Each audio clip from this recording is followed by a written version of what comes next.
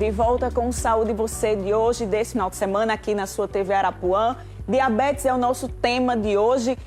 Mas antes de voltar à nossa entrevista, eu quero falar para você aí de casa que se você é cliente Unimed e está com sintomas gripais, como tosse, gripe, febre, dor de garganta ou até mesmo suspeita de Covid-19, antes de você sair de casa, faça uma teleconsulta pelo próprio portal da Unimed João Pessoa e fale com um profissional, tá certo? O atendimento é adulto e também pediátrico, funciona todos os dias da semana, das 7h30 às 12h30 e das 13h30 às 18h30. Para maiores informações, não tem erro, acesse o site unimedjp.com.br.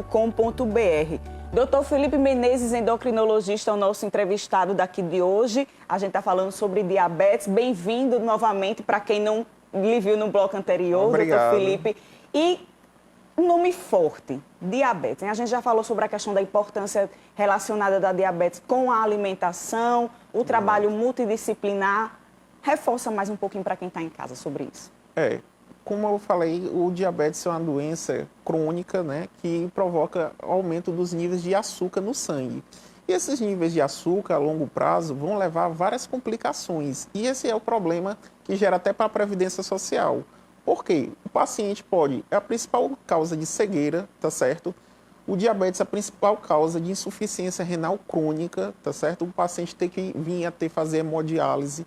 O diabetes também é uma das principais causas não traumáticas de amputação, porque a primeira é traumática, mas não traumática, a principal causa de amputação é o diabetes. Então, isso tudo, e fora o risco de infarto e AVC, que o paciente tem, que é a principal causa de mortalidade acima dos 40 anos de idade. Então, assim, o paciente, se ele tiver infarto ou AVC, até eu falo, e essas outras comorbidades, principalmente o paciente ele pode ficar, se não morrer, ele pode ter que ficar acamado numa cama, ficar inativo para a Previdência e, literalmente, é um paciente que perde a sua produtividade. E, então, o que é que eu falo para todos, que é fundamental, que sempre era bom ter essa visão de que o principal não é a gente pegar o paciente já no final e estar tratando como a gente faz, é a prevenção primária. A gente prevenindo o paciente, tendo programas para prevenção, é fundamental para evoluir essas complicações no futuro, porque depois que tem, então, literalmente, a gente trata mais a questão dessas complicações e não tem mais reversibilidade do quadro. E, como foi dito, é fundamental a questão da dieta. O paciente diabético, ele tem que ter uma dieta pobre em carboidrato, tem que ter uma dieta rica em fibras, tá certo? Um paciente, uma dieta hiperproteica não tem problema. Agora tem que ter cuidado se já tiver disfunção renal, porque a proteína em excesso, ele lesiona os rins. Até eu falo para o pessoal que faz atividade física, né, que gosta muito de utilizar os suplementos proteicos, para ter cuidado. Você pode tomar sim uma suplementação proteica, porém, se você toma em excesso, a tendência é você pode ter uma chance de lesionar seus rins. E sobre a questão da alimentação, quem está em casa, escuto falar muito, diabético não pode comer doce, né?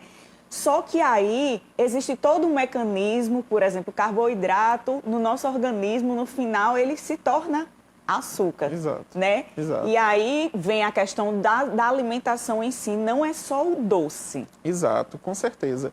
Tem vários alimentos que provocam um aumento da glicemia, como a gente falou, fruta, abacaxi, melancia, manga, tudo isso eleva a glicemia do paciente. Então, assim, o que é que a gente recomenda? O paciente também, a gente não diz para ele cortar tudo. Ele pode comer, sendo que em pequenas quantidades. Por exemplo, uma maçã, metade de uma maçã, metade de uma pera. No caso, uma melancia, uma fatia, não pode comer metade de uma melancia. Então, assim, tem chocolates também, que eu não vou falar a marca, mas que são diet, são zero açúcar. Tem bebidas que são diet também, zero açúcar. Então, que o paciente pode utilizar diabético sem nenhum problema. Maravilha, doutor Felipe. Muito obrigada por sua participação aqui hoje. E aí, para quem está em casa, literalmente, ter cuidado com a saúde, né, em si. Porque a orientação que eu quero que o senhor deixe para quem está em casa é prevenir é melhor do que tratar, literalmente. Com certeza. A prevenção era algo que era para ser implementado desde o médico profissional do saúde da família. Porque eles pegam a maior parte dessa população, principalmente a carente, Então, essa prevenção deles, eles têm um papel fundamental junto com o endocrinologista e a nutricionista. Maravilha. Muito obrigada mais uma vez e fique à vontade para voltar sempre, viu? Não abandonem a gente aqui do Saúde Com Você. certeza. Eu que agradeço a oportunidade, viu? Maravilha. Olha, gente, quem é mãe ou pai sabe o quanto é difícil saber o momento certo de tirar, por exemplo, a fralda do bebê. Mas especialistas falam literalmente que é preciso ter paciência e dedicação nesse momento tão delicado na vida da criança, tá certo? Para se tornar uma fase mais tranquila. Acompanhe. Chega uma hora em que os pequenos começam a dar adeus à companheira inseparável desde o nascimento, a fralda. Mas essa hora é exata e serve para todo mundo? Segundo os especialistas, a resposta é não. O processo de desfraude é um processo de desenvolvimento do sistema nervoso da criança. E isso é um processo devagar, é um processo que tem que ter muita cautela e paciência, porque a qualquer impasse que a pessoa responsável está ali ajudando a criança, ele pode retroceder ou evoluir. É por esse e outros motivos que o desfraude é desafiador para muitos pais. Observar alguns sinais é importante para que eles e a criança passem por esse momento de forma mais tranquila. As crianças, elas precisam serem observadas, ou pela tia da creche, ou a tia, a professora da escola, ou um pai, a mãe responsável. A pessoa que é responsável, ele tem que estar atento aos sinais que a criança vai sim transmitir para eles, para que realmente vá acontecer o processo do desfraude. Então, tem que ter muita atenção, muita paciência para justamente fazer com que essa criança evolua e não regrida. Outro fator que influencia é quando os pequenos começam a saber qual é a hora de usar o banheiro ou tem controle sobre as necessidades. Ela começa a indicar que está sendo mais independente, então ela começa a pedir para tirar a fralda, porque ela não está mais gostando daquela situação, ou então já está cheinha demais, né, dos esfíncteres, e aí ela acaba pedindo para tirar. Ela vai ao banheiro, quando ela vê um adulto indo, ela quer ir também. Então, muitas vezes, esses sinais acabam sendo passam despercebidos. João Fernando tem dado os primeiros passos no processo de desfraude diurno aos 2 anos e 8 meses de idade. Você vai fazer o que agora? Xixi. Aonde? Banheiro. E aí tem que fazer o quê? Cocô. Levantar o quê? A A tampa. tampa. Bota esse banquinho um pouquinho mais pra frente. Tá bom. Não, assim, ó. Mais pra frente. Pronto. Vai, baixa mais a cueca. Tá fazendo xixi? Eita, muito bem. Tá de parar? Muito bem, Josinho. Tá sendo tranquilo. Tô conseguindo fazer o desfraude, apesar de fazer uma semana apenas. Mas ele já tá conseguindo pedir para ir ao banheiro, né? Para fazer o xixi, né? Tem os escapes, né? Mas tá tranquilo. O desfraude diurno é mais fácil porque você está ali no contexto da criança, no dia a dia, vendo, observando, é mais fácil. Mas o noturno que é mais complicado, né? Leva um pouquinho mais de tempo, justamente para ele entender também que já não precisa da fralda para fazer as suas necessidades. Tanto ele quanto a irmã começaram a largar as fraldas quase no mesmo período. Praticamente comecei do mesmo jeito, né? No mesmo período. A diferença dele para ela foram 2 meses só, que eu comecei de um para o outro. E aí ele tá seguindo bem. Quem também está em desfraude é a Ana Cecília, de 3 anos.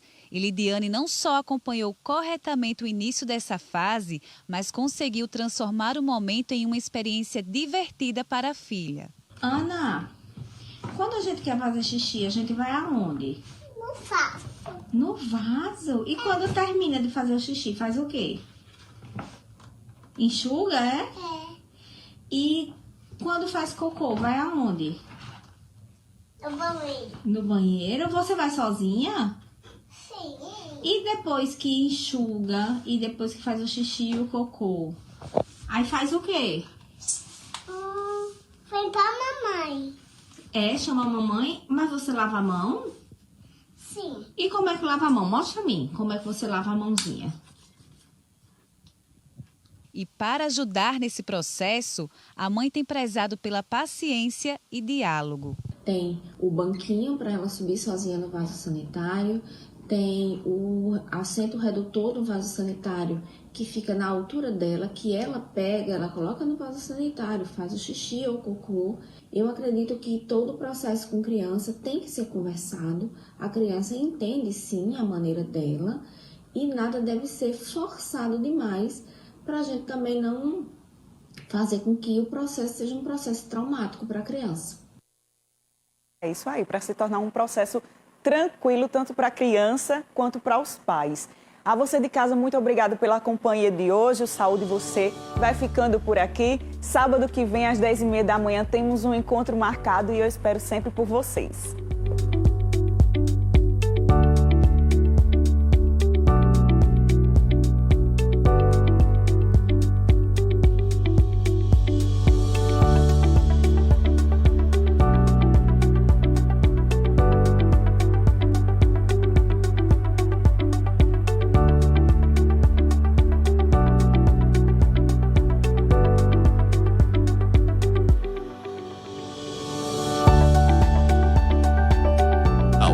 E você? Oferecimento Unimed João Pessoa. Cuidar de você, esse é o plano.